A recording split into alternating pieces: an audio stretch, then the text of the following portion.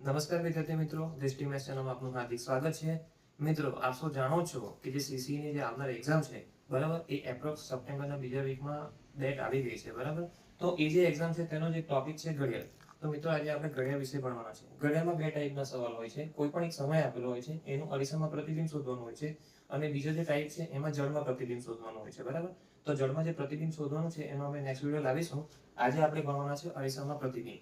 એટલે કે આપણી જે એક્ઝામ છે કોઈ પણ એક સમય આપેલો હશે તમને સવાલમાં, અને એ જ ટાઈમ છે એનો જો તમે અરીસામાં પ્રતિબિંબ જો તો તમને શું જવાબ મળે એ આપણે શોધવાનું હોય છે, બરાબર. એના માટે સાદા ને સિમ્પલ બે રૂલ્સ છે, એ આપણે જોવાના છે સૌથી પહેલા. તો આપેલો જે સમય છે એને 11:60 માંથી શું કરવાનું, બાદ કરવાનું હોય છે. નિયમ નંબર 1.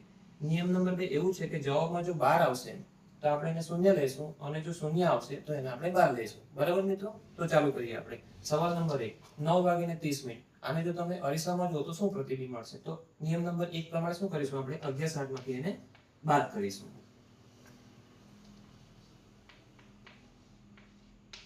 એટલે 60 માંથી 30 જશે તો કેટલા આવશે મિત્રો? 30. અને 11 માંથી 9 જશે એટલે કેટલા આવશે મિત્રો? 2.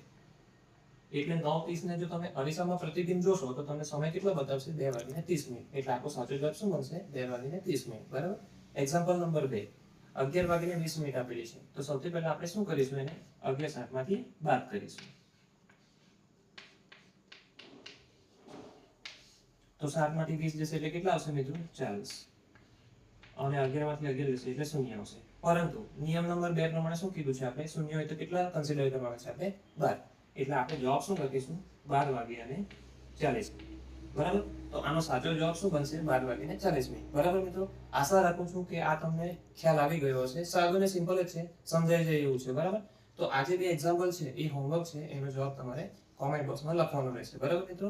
અમારી ચેનલમાં જોડાવો, તમારા મિત્ર વર્તુળમાં શેર કરો, સૌથી વધારેમાં વધારે લાઈક કરો અને શેર કરો તમારા મિત્ર વર્તુળને, જેથી કરીને બધાને એનો લાભ મળી શકે. થેન્ક યુ મિત્રો.